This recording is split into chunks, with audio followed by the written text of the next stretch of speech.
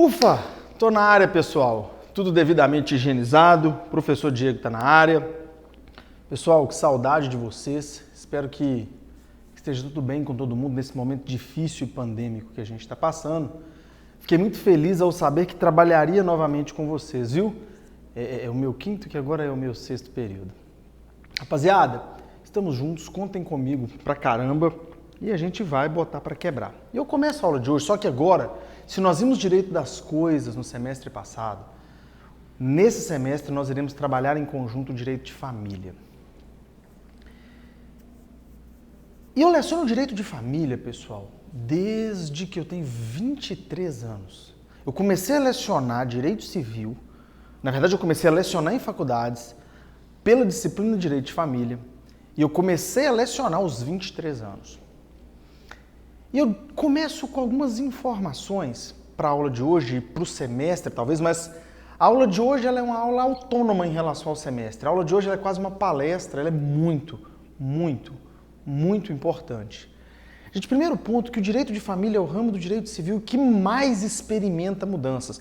Ele não é o que mais experimentou mudanças. Ele, além de ser o que mais experimentou mudanças, ele é o que mais vai experimentar mudanças daqui para frente. Sabem por quê?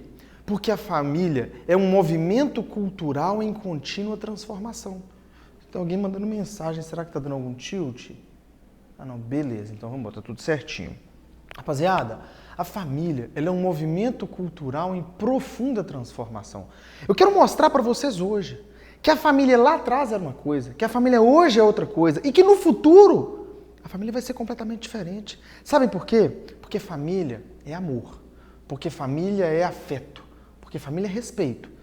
E a gente vai chegar até onde nós queremos. Eu diria para vocês com toda a segurança, a aula de hoje, escutem bem, a aula de hoje, ela é uma aula profundamente necessária. Principalmente nos dias atuais. Vocês vão entender o porquê no caminhar da aula de hoje. Rapaziada, não vou usar o quadro, mas vou contar para vocês o que vocês vão colocar no caderno. Coloquem aí, tema da aula de hoje, introdução ao direito de família, compreendendo o fenômeno familiar. Coloquem no caderno, introdução ao direito de família, compreendendo o fenômeno familiar. Façam isso, coloquem no caderno. Nossa aula de hoje ela tem nome, Introdução ao Direito de Família, compreendendo o fenômeno familiar. Preciso que vocês me acompanhem. Gente, e para falar de direito de família, eu não vou começar definindo, conceituando, família é isso, família é aquilo. Sabem por quê?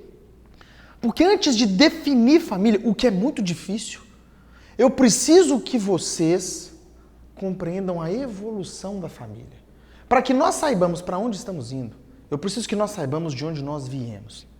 E é por isso que eu começo a falar de família agora, tópico 1. Coloquem aí, primeiro tópico da aula introdutória. Tópico número 1. Breves notas históricas sobre a família. Coloquem aí, breves notas históricas sobre a família. E nós vamos começar com esse tema. Na verdade, o tema é a introdução, com esse tópico, breves notas históricas sobre a família. E aqui eu falo para vocês, eu começo com uma curiosidade. Gente, eu fui buscar, eu gosto muito de estudar família, o fenômeno. Hoje eu fiquei 3 horas numa audiência de direito de família, uma audiência extremamente complexa, imbricada, enjoada, mas que ao final acredito que vai dar tudo certo. Gente, eu fui buscar a origem desse fenômeno familiar. E mulheres, eu achei num livro chamado O Direito Materno, de Barhofen, que é um autor estrangeiro. Esse Barhofen, ele fez um estudo histórico da família. E nos tempos primitivos, a família ela era formada pela união entre a mãe e sua prole. Porque percebam, os homens saíam para caçar, não existia monogamia, então não se sabia de quem os filhos eram filhos. Não sabia quem era o pai, não se sabia quem eram os respectivos pais.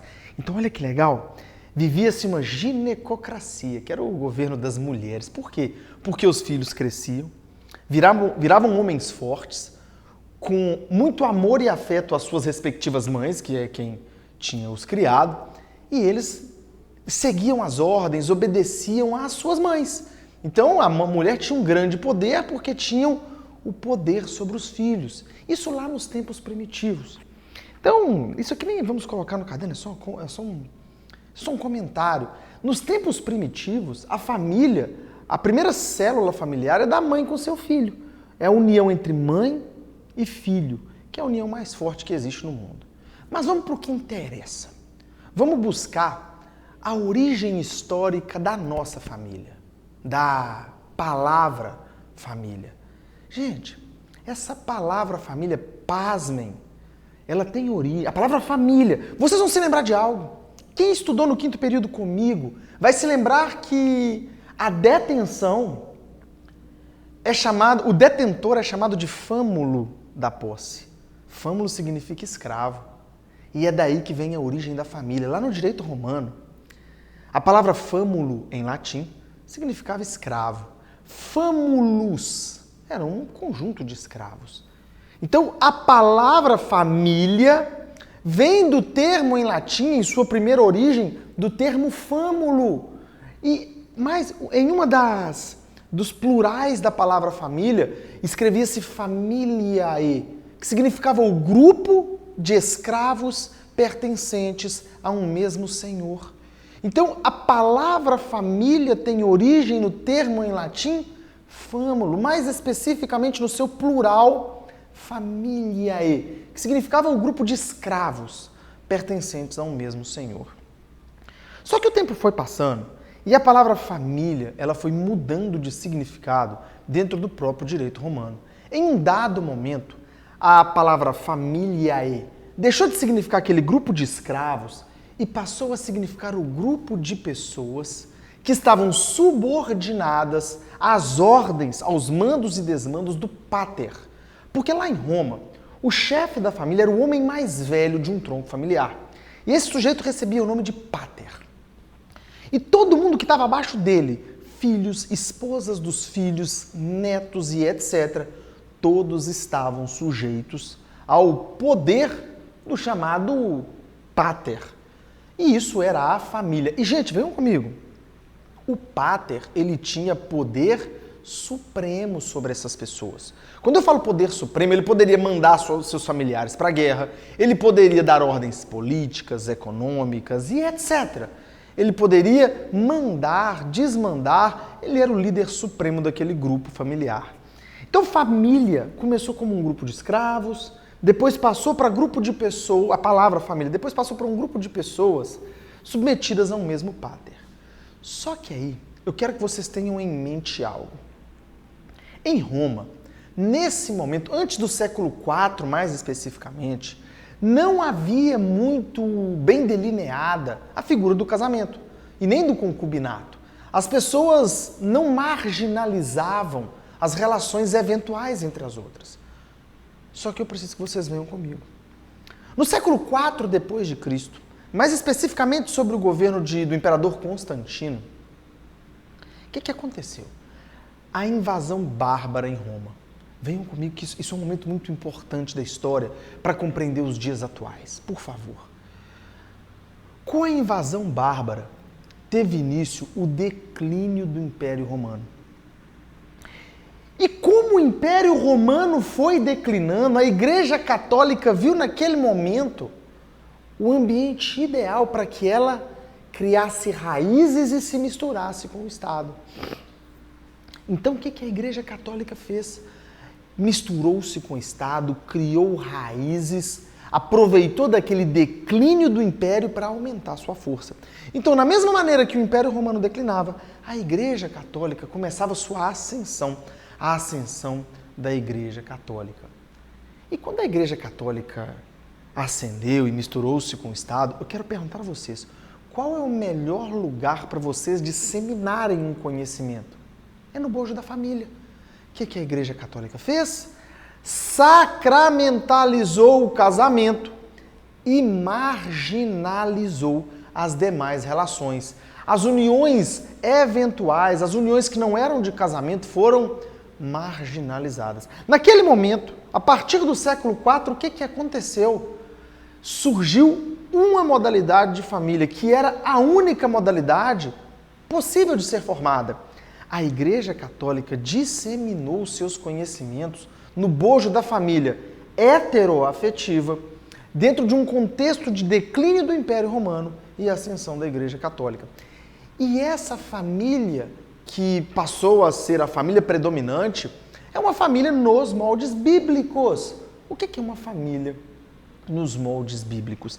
É a família que tem o homem como líder do lar. É uma família em que a mulher fica em casa para fazer os serviços domésticos, para cuidar do filho e etc. É uma família que o homem manda. É uma família heteroafetiva, é uma família que tem hierarquia. O homem é mais importante que a mulher, que o primogênito é mais importante que os demais filhos e etc, etc, etc, etc. Então, a partir do século IV depois de Cristo, percebam que é mais uma transformação na família. A família se torna um núcleo de pessoas. Na verdade, a família se torna um núcleo em que um homem e uma mulher se unem para viver nos moldes bíblicos. E isso dava muito certo. Isso durante um certo tempo deu muito certo. Porque perceba, em um dado momento, o homem saía para trabalhar, tinha emprego para a galera, a mulher ficava em casa tomando conta do lar, as informações não eram disseminadas, a igreja tinha se arraigado muito bem no Ocidente e isso ficou disseminado. Então percebam, nossa família, a gente não se preocupa com caderno agora. Acho que compreender a evolução familiar nesse momento é mais importante. A família começou como um grupo de escravos pertencentes ao mesmo senhor. A família passou a significar um grupo de pessoas submetidas ao mesmo pater. E aí, com a ascensão da Igreja Católica, a família se tornou a união entre o homem e a mulher pelo casamento, através do casamento e nos devidos moldes bíblicos. E aí, gente, a mulher nesse contexto, ela tolerava todo tipo de humilhação, não era protegida pelo direito. Em muitos ordenamentos jurídicos, e no nosso, no Código Civil de 16, a mulher, ela foi considerada relativamente incapaz, a mulher casada, independente da idade. E aí percebam que surgiu essa família nos moldes bíblicos que foi perdurando. Séculos 5, 6, 7, 8, 9, 10, pá, pipipi, popopó, pipi. Só que aí chegou a Revolução Industrial, que aconteceu por volta do século 18, 19. E aí, mais especificamente na Europa, na Inglaterra e etc., o que aconteceu? As indústrias começaram a surgir e as cidades começaram a se formar e só o homem trabalhando já não era mais suficiente. A mulher precisava sair para o campo de trabalho. Vocês estão escutando isso? A mulher precisava sair para o campo de trabalho. E aí a mulher sai do campo de trabalho. E a mulher começa a trabalhar, E sabe o que a mulher percebe?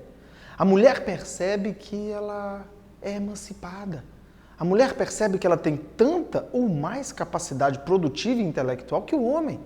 A mulher percebe que ela não precisa subjugar-se em relação ao homem. A mulher percebe que se ela não gosta de alguém, ela não é obrigada a ficar com essa pessoa. E aí sabe o que começaram a fazer? A mulher começa a sair para trabalhar.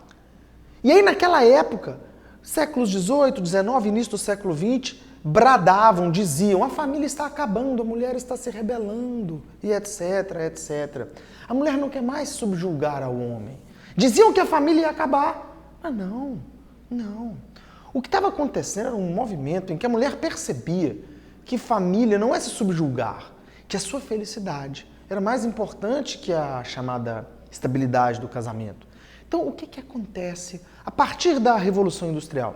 A mulher, ela sai de casa, percebe que ela não precisa do homem para se sustentar, que ela consegue se sustentar sozinha, que ela é totalmente emancipada. E aí, o que começa a acontecer e os ordenamentos começam a perceber que uma família ela não é formada pela estabilidade do casamento. A família ela tem que ser formada por afeto, por amor. E aí, mulheres começam a não querer ficar com pessoas que não tratam bem. A sociedade começa a entender que para que as pessoas fiquem juntas, deve haver um elemento fundamental, é uma cola chamada amor, chamada afeto e etc. E aí a família, que já foi grupo de escravos, que já foi grupo de pessoas submetidas ao pater, que já foi aquela família, homem, mulher, filhinho, casamento da Bíblia, a família passa a se tornar, e aqui eu gosto muito do que diz Maria Berenice Dias, a família começa a se tornar um lar, L-A-R. A família passa a se tornar um lugar de amor e respeito. Família hoje não é mais estabilidade do casamento. Família hoje não é mais homem como chefe da família, heteroafetiva. É um lugar de afeto e respeito. E a família vai evoluindo. Então, o que eu quero que vocês percebam nesse momento inicial, e por isso eu fiz esse breve escorço histórico, a gente vai colocar alguma coisa no caderno, fiquem tranquilos, mas eu quero que vocês percebam que família é um fenômeno social. Família não é um fenômeno jurídico. A lei não pode vir e dizer família é isso. Não, a família acontece. A família é de um jeito em um país, é de um jeito em outra sociedade, e ela é por isso o direito de família muda tanto. Então vamos fazer o seguinte, eu coloquei tópico número 1, breves notas históricas, coloquem aí, primeiro momento, vamos colocar alguns pontos para o caderno de vocês conter informações que sobrem dessa aula. Vamos lá, num primeiro momento, coloquem aí, deixa-me só ver o computador aqui, se alguém mandou mensagem. Vamos lá. Num primeiro momento, lá no direito romano,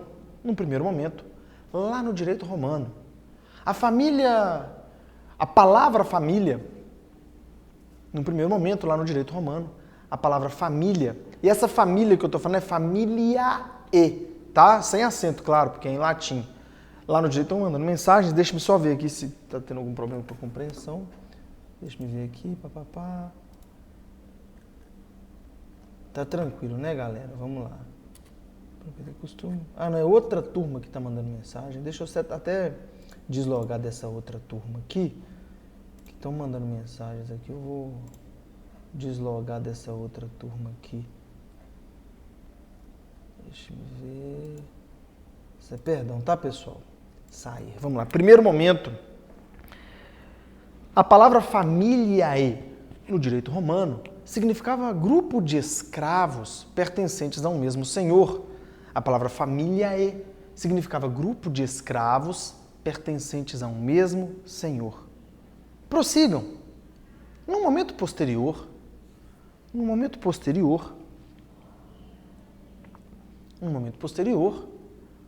a palavra família passou a significar, ainda no direito romano, né? No momento posterior, ainda no direito romano, a palavra família passou a significar grupo de pessoas submetidas ao poder do pater. Passou a significar grupo de pessoas submetidas ao poder do pater. Grupo de pessoas submetidas ao poder do pater. Então, no primeiro momento, familiae significava grupo de escravos. Depois, grupo de pessoas submetidas ao poder do pater. E essas pessoas, coloquem entre parênteses, filhos, noras, esposa, netos e etc. Grupo de pessoas submetidas ao poder do pater. E aí complementem, continuem. Por volta do século IV, com a invasão bárbara e o declínio do Império Romano, por volta do século IV depois de Cristo, com a invasão bárbara e o declínio do Império Romano, por volta do século IV, com a invasão bárbara e o declínio do Império Romano, acontece a ascensão da Igreja Católica. Acontece a ascensão da Igreja Católica, que passa a disseminar, acontece a ascensão da Igreja Católica, que passa a disseminar a família nos moldes bíblicos. Acontece a ascensão da Igreja Católica, que passa a disseminar a família nos moldes bíblicos, que passa a disseminar a família nos moldes bíblicos, que passa a disseminar a família nos moldes bíblicos.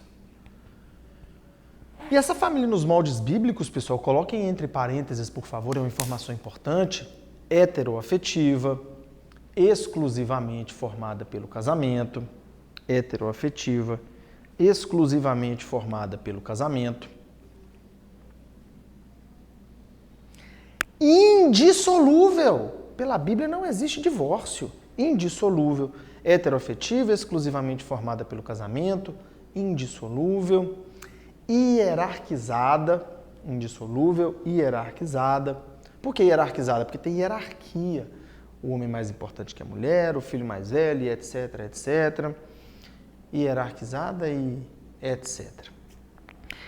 Agora o que eu quero que vocês percebam, antes de passar para o próximo tópico, complementem as notas históricas assim. Por fim, em especial após a Revolução Industrial, por fim, em especial após a Revolução Industrial,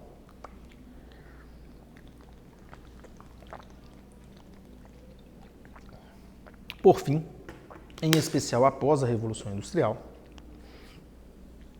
a família, por fim, após a Revolução Industrial, com a saída da mulher para o mercado de trabalho,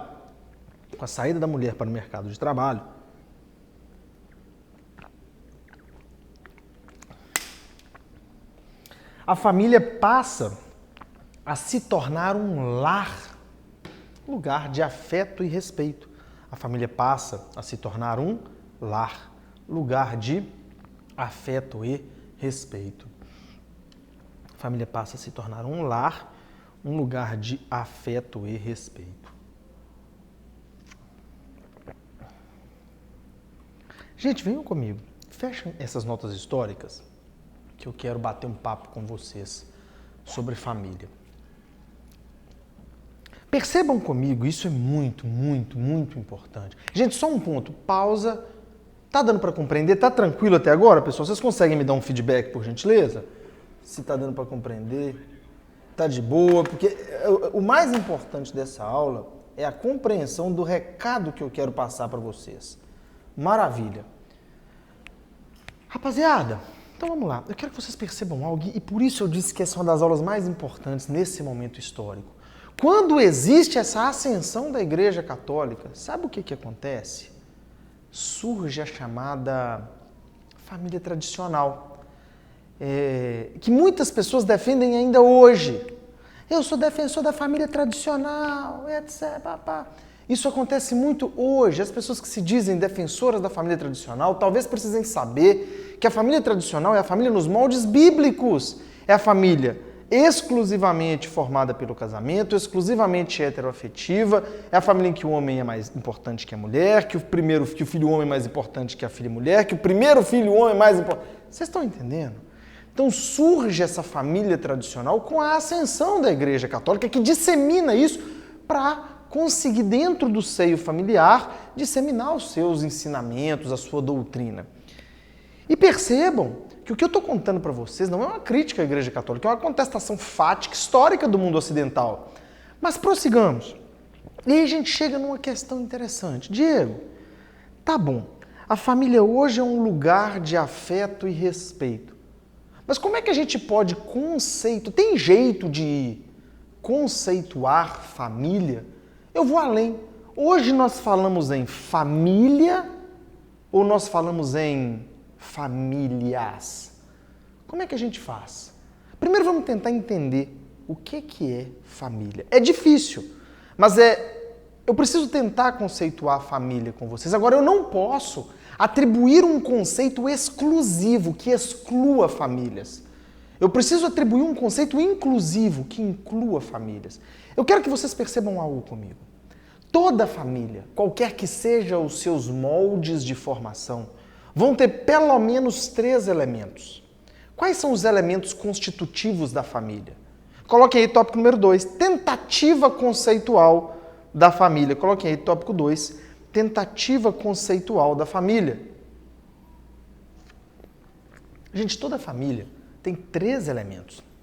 Primeiro elemento, pluralidade de pessoas.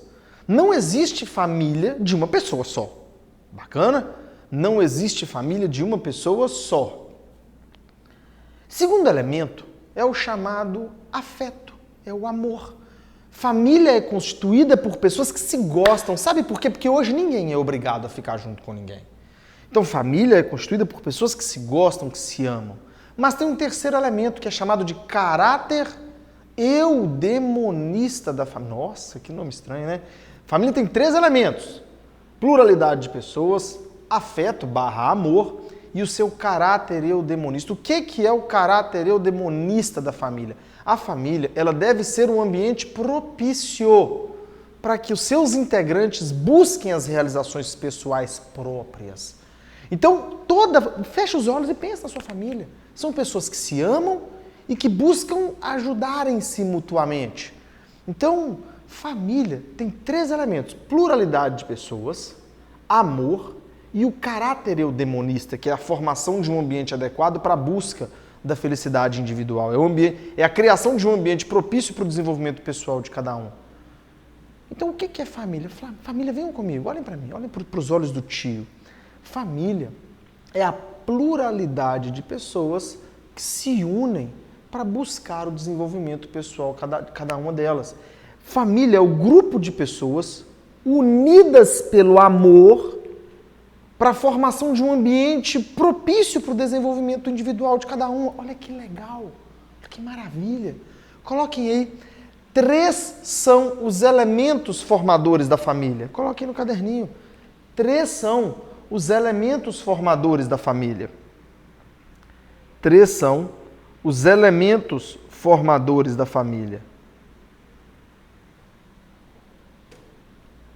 Pluralidade de pessoas. Pluralidade de pessoas. Afeto. Pluralidade de pessoas. Afeto. E o caráter eudemonista. Do jeito que fala, tá, pessoal? E-U-D-E-M-O-N-I-S-T-A. Eudemonista porque vem de um filósofo que desenvolvia a tese da busca pela felicidade. Eudaimon, o nome dele. Caráter eudemonista da família. São 3 os elementos: pluralidade de pessoas, afeto e caráter eudemonista. Então vamos lá. Desta forma, o conceito é a junção desses 3 elementos. Coloquem aí, vamos lá. Assim, em uma tentativa conceitual, a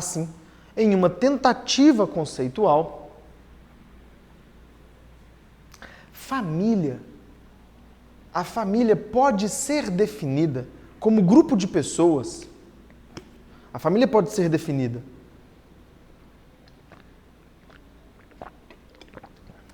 como grupo de pessoas unidas pelo amor. A família pode ser definida como grupo de pessoas unidas pelo amor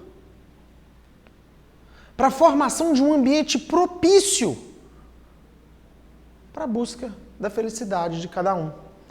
É a pluralidade de pessoas unidas pelo amor para a formação de um ambiente propício para o desenvolvimento pessoal e busca da felicidade de cada um. Então, gente, eu vou repetir mais uma vez para que, se alguém eventualmente estiver perdido, é o grupo de pessoas unidas pelo amor para a busca do desenvolvimento pessoal / individual ou busca pela felicidade de cada um. Então, eu preciso conversar muito com vocês que percebam que esse conceito nosso, ele não abrange só a família do casamento.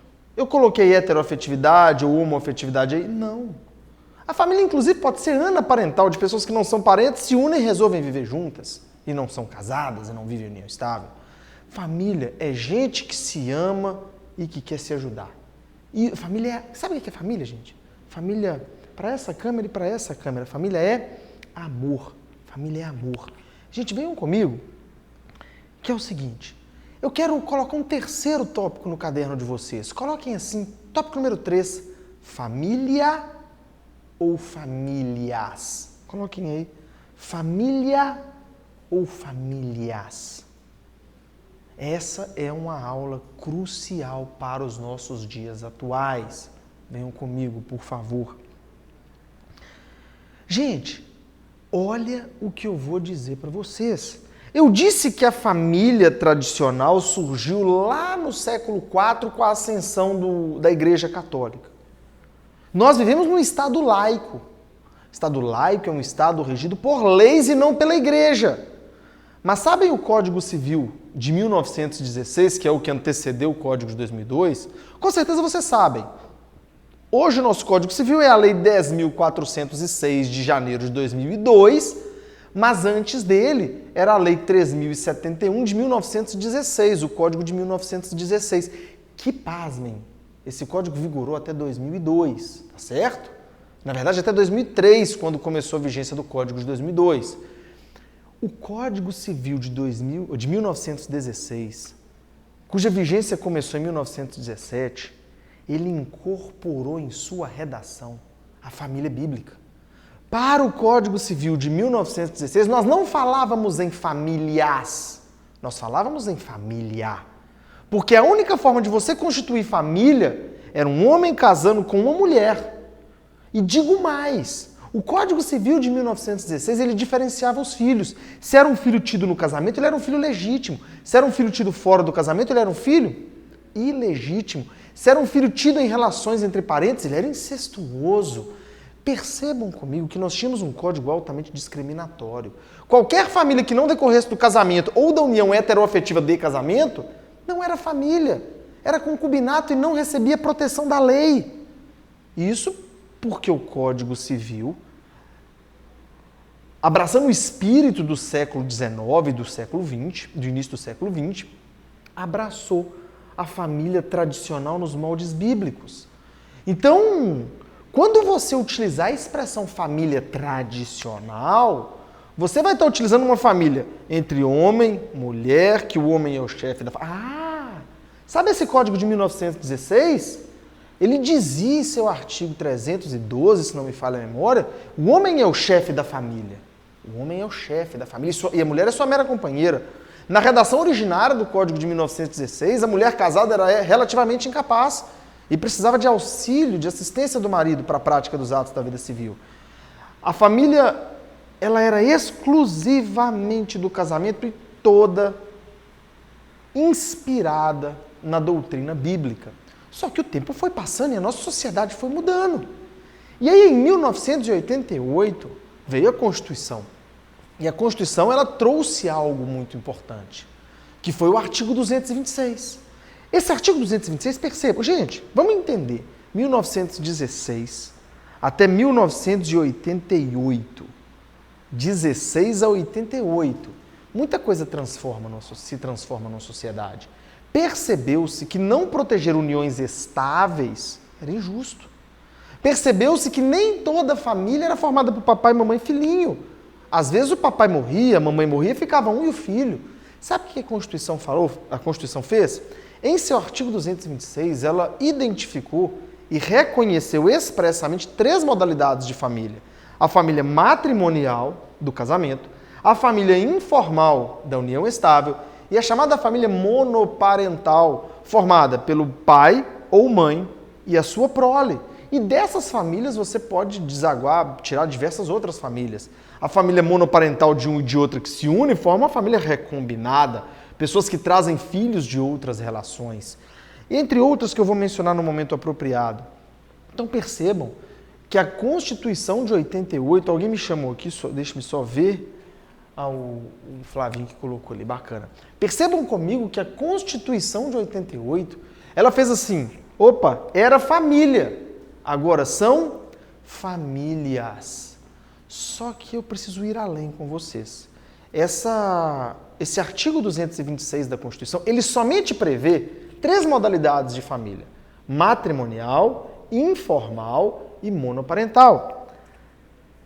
Mas a doutrina familiarista pátria olha para esse dispositivo e diz... Quando eu digo doutrina familiarista, não só a doutrina, como também o STF e o STJ olham para esse dispositivo e identificam nele uma chamada cláusula geral de inclusão. Percebam, a seara familiarista, os tribunais enxergam nesse dispositivo a chamada cláusula geral de inclusão. O que é uma cláusula geral de inclusão? Gente, isso aqui, cláusula geral de inclusão, é interessante. Um dia eu estava preparando uma aula para um cursinho, né, que eu leciono, preparatório para promotoria, delegado, etc. E comecei a ver umas segundas etapas. Segunda etapa, fase oral de concurso. Um rapaz tirou direito de família, o examinador perguntou para ele o que é cláusula geral de inclusão. Só isso, o cara não soube responder. Eu vou contar para vocês. Eu disse que o artigo 226 prevê 3 modalidades de família: informal, matrimonial e monoparental. Entretanto, entende-se no direito de família, na jurisprudência, na doutrina, que esse rol de famílias do 226 é um rol meramente exemplificativo. Porque a Constituição ela quis dizer, ó, essa é família e essa é família. Mas ela não quis dizer só existem essas três famílias. Tanto é que em 2011 o STF reconheceu a família homoafetiva. Tanto é que em 2013 foi autorizado o casamento homoafetivo. Tanto é que admite-se a família recombinada, a família anaparental, que é formada por pessoas que nem são parentes. Então, hoje, em razão do artigo 226 da Constituição, não se fala mais em família, mas em famílias. Tanto que vocês vão perceber que eu vou me referir à disciplina que eu leciono para vocês, não como direito de família, mas como direito das famílias. Porque a família hoje, e venho que esse é um ponto muito importante da aula, família é amor, pessoal. Família, percebam comigo, quando uma pessoa me diz, eu defendo a família tradicional, gente, se a pessoa defende a família tradicional, monte a sua família tradicional. Nunca o direito vai te proibir de montar uma família tradicional. Mas eu te digo que tradicional deve ser o direito das pessoas de constituírem uma família protegida pelo ordenamento. Se a parte homoafetiva quer constituir família, que constitua. Se quer casar, que case. Percebam comigo que o defensor da família tradicional mais convicto, ele quer uma família nos moldes bíblicos. E é por isso que eu disse que essa aula é tão importante. Defender a família tradicional significa que você pode formar a sua e que você nunca vai ser proibido e nem vai ter qualquer tipo de impedimento jurídico para isso. Mas hoje, o direito ele tem que proteger as pessoas que se amam, as pessoas que querem viver à sua maneira. O amor e a felicidade devem ser buscados por cada um à sua maneira. A formação de uma família que a pessoa julga, que você julga não ser tradicional, não vai prejudicar a sua família tradicional. Então eu quero deixar bem claro para vocês hoje, nesse tópico número 3, se eu não me engano, que hoje nós não falamos mais em família, mas falamos em famílias, porque o nosso ordenamento jurídico admite as mais diversas formas de família, porque família é a união de pessoas calcada no amor, é uma união que as pessoas fazem, levando-se em consideração o afeto e a necessidade de busca pela felicidade. Coloquem aí, durante a vigência do Código Civil de 1916, coloquem aí, durante a vigência do Código Civil de 1916, durante a vigência do Código Civil de 1916, falava-se em família no singular, falava-se em família no singular, porque somente era reconhecida aquela decorrente do casamento. Porque somente falava-se em família no singular, porque somente era reconhecida aquela decorrente do casamento. Porque somente era reconhecida aquela decorrente do casamento. Após a Constituição de 88, após a Constituição de 88, em razão da cláusula geral de inclusão, após a Constituição de 88, em razão da cláusula geral de inclusão, criada pelo seu artigo 226, após a Constituição de 88, em razão da cláusula geral de inclusão, criada pelo artigo 226, o ordenamento passou a admitir várias modalidades de famílias. O ordenamento passou a admitir várias modalidades de famílias. O ordenamento passou a admitir várias modalidades de famílias, tais como a matrimonial,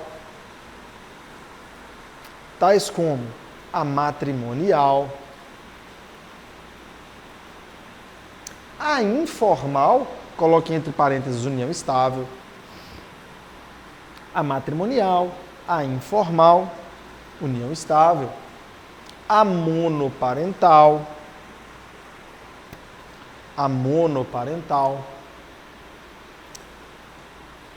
a família homoafetiva e etc. A família homoafetiva e etc.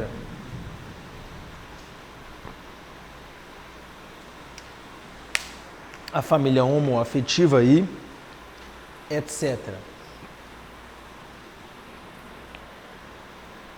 Então, pessoal, hoje nós temos várias famílias no ordenamento jurídico, todas elas devidamente protegidas pelo direito. E agora, para fechar, quer dizer, para fechar ainda não, coloquem assim no caderno de vocês. Eu quero construir um quadro didático evolutivo da família e que a gente vai nortear a sua construção a partir de agora. Coloque assim, tabela didática da família. Aí de um lado você vai colocar família do Código Civil de 16, CC/16. Podem colocar inclusive como família tradicional. Tabela didático-evolutiva, né? Quadro didático. Aí de um lado, Código Civil de 16, família tradicional, e do outro, tempos atuais. E do outro lado, tempos atuais.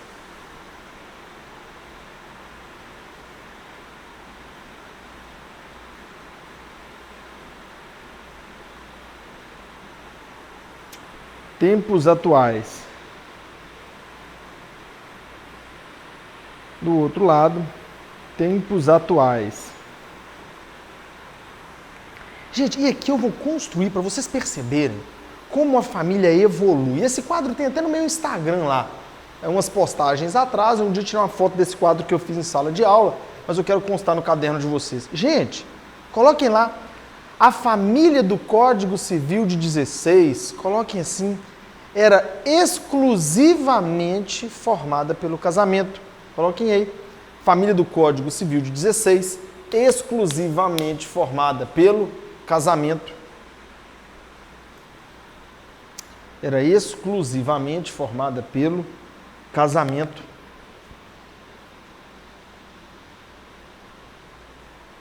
Aí coloquem entre parênteses, né? Era uma família singular, exclusivamente formada pelo casamento. Era uma família singular. Gente, do lado dos tempos atuais, coloquem o seguinte, a família ela é plural. Existem várias modalidades de família, coloquem aí. Em contraponto, né, nos tempos atuais, a família ela é plural. Existem várias modalidades de famílias. Então, de um lado, era a família exclusivamente decorrente do casamento. Era a família singular. Agora é a família plural, porque existem várias modalidades. No próximo tópico, coloque o seguinte, dentro desse quadro, coloque o seguinte, na família do Código Civil de 16, na família tradicional, ela era exclusivamente heteroafetiva.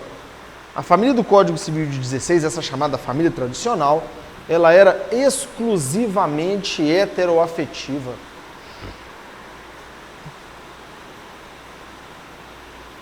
Ela era exclusivamente heteroafetiva.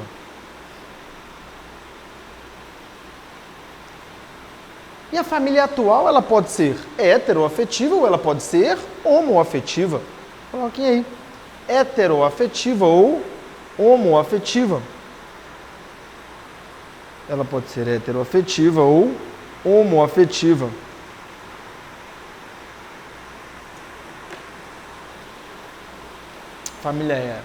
A família era exclusivamente heteroafetiva, hoje ela é heteroafetiva ou homoafetiva. Então, nesse quadro didático, nós já vimos que a família do Código de 16, ela era singular e a família atual é plural. Que a família do Código de 16, ela era exclusivamente heteroafetiva, somente entre homem e mulher. A família atual, ela é plural. Ela pode ser entre homem e mulher, entre homem e homem, entre mulher e mulher e etc. Ela respeita, coloquem aí, respeita a diversidade. Vamos passar para o próximo. A família do Código de 16, a família tradicional, ela era hierarquizada. A família do Código de 16 era hierarquizada. A família do Código de 16 era hierarquizada. Isso porque, gente, o homem era o chefe da família, o filho tido dentro do casamento era mais importante que o filho tido fora do casamento e etc. A família atual, sabe o que ela é? Democrática. Todo mundo lá dentro tem voz, ela é igualitária. Coloquem aí, a família atual, ela é igualitária, democrática. A família atual, ela é igualitária, democrática.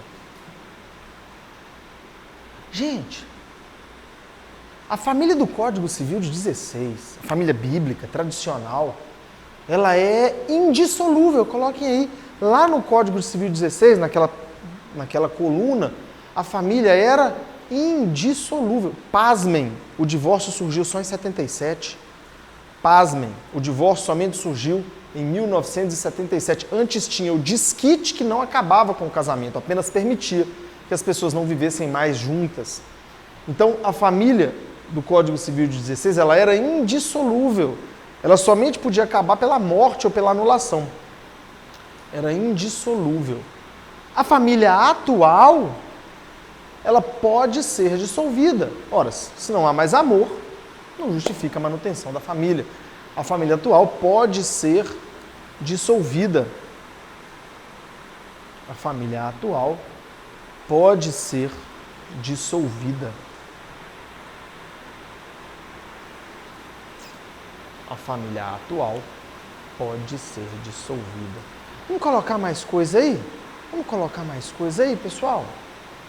Para a gente fechar, nós já vimos um monte de informações. Só que eu quero complementar ainda mais esse caderno de vocês. Eu quero que percebam algo comigo. A família de outrora, a família lá de trás, ela era calcada nos mandamentos bíblicos. A família de hoje, ela é calcada na felicidade das pessoas, porque nem todo mundo segue a mesma Bíblia. Nem todo mundo tem... Católicos têm uma Bíblia, evangélicos têm a Bíblia católica e evangélica são diferentes. Tem gente que não segue a Bíblia, tem gente que é ubanda, candomblé, tem gente que é ateu. E o Estado democrático de direito tem que abranger e tem que abraçar protegendo todas essas pessoas. Então vamos lá. Família tradicional, calcada na doutrina bíblica. Família tradicional, calcada na doutrina bíblica.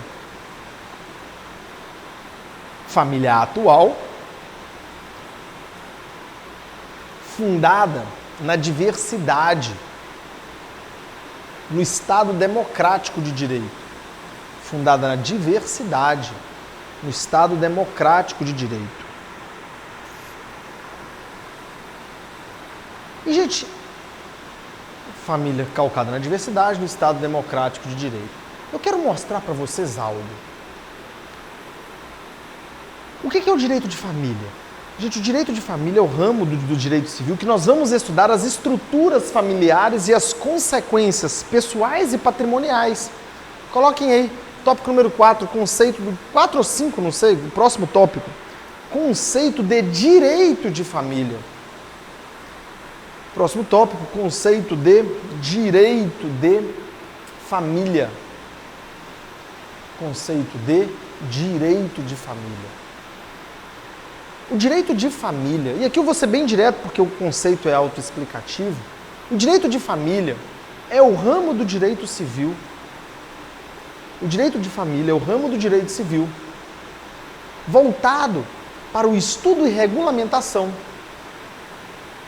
O direito de família é o ramo do direito civil voltado para o estudo e regulamentação das mais diversas estruturas familiares, voltados para o estudo e regulamentação das mais diversas estruturas familiares e suas respectivas consequências pessoais e patrimoniais, voltado para o estudo e regulamentação das mais diversas estruturas familiares e as suas respectivas consequências pessoais e patrimoniais. Conclusão da aula de hoje. Vamos colocar no caderno. Conclusão da aula de hoje. Rapaziada, eu fico olhando para todos os lados, para ver aqui se vocês mandaram mensagem, para ver se a câmera está funcionando direitinho, por isso que eu fico olhando para todos os lados. Porque eu tomei um pouco de café também. Respectivas consequências pessoais e patrimoniais. Respectivas consequências pessoais e patrimoniais. Rapaziada, para fechar a aula de hoje, eu quero fechar ela com quase que uma reflexão. Coloquem aí, conclusão da aula. E eu sempre me recordo de uma conversa que eu tive com um amigo meu, e ele é muito turrão, sabe? Ele falou assim, cara, eu vou falar o que ele me disse. Ele falou, cara, eles estão querendo acabar com a família tradicional. Eu não sei o que, papapá, isso tá virando bagunça, todo mundo pode casar, todo mundo virou bagunça o Brasil. Aí eu falei assim, amigão, algum dia alguém chegou pra você e falou, daqui uns dias, ó, casa rápido aí com sua esposa, que depois você não vai poder fazer isso. Alguém tá te obrigando a fazer alguma coisa? O fato de o direito proteger também outras modalidades de amor, de família, não te prejudica em nada. E fui conversando com ele sobre, eu pude concluir o seguinte, não é a família tradicional que deve ser protegida, não. Tradicional deve ser o direito a ter uma família protegida pelas leis. E eu fico muito chateado com algo. Percebam, a família homoafetiva até hoje, ela somente é reconhecida na via jurisprudencial. Porque o Código Civil fala em homem e mulher. A Constituição fala em homem e mulher. Por que isso? Porque a bancada religiosa não deixa passar os textos referentes às camadas homoafetivas da sociedade. Então os tribunais têm que interpretar o direito e extrair da cláusula geral de inclusão a possibilidade de formação das famílias homoafetivas. Nossa aula de hoje termina assim. A diversidade familiar, conclusão, a diversidade familiar demonstra que não somente a família tradicional deve ser protegida. A diversidade familiar demonstra que não somente a família tradicional deve ser protegida. Demonstra que não somente a família tradicional deve ser protegida, mas que tradicional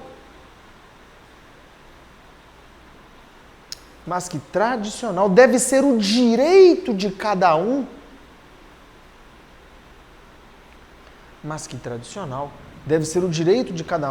formar a sua família fundada no amor e à sua maneira. Mas tradicional deve ser o direito de cada um de formar a sua família calcada no amor e à sua maneira. Com isso eu termino a aula de hoje, pessoal. E agradeço a presença de cada um de vocês. Uma sexta-feira à noite, estou todo mundo muito cansado. A noite chuvosa aqui em Ipatinga. Um beijo a todos. Pessoal da sala de aula, como é que tá? Conseguiram compreender? Como é que foi o caminho da aula? Rapaziada, tamo juntão, viu? Gente, ó, beijo pra vocês. Ó, bom descanso a todos. Beijo do tio Diego. Beijo pra essa câmera. Beijo pra essa câmera aqui. Tamo junto, rapaziada. Que alegria.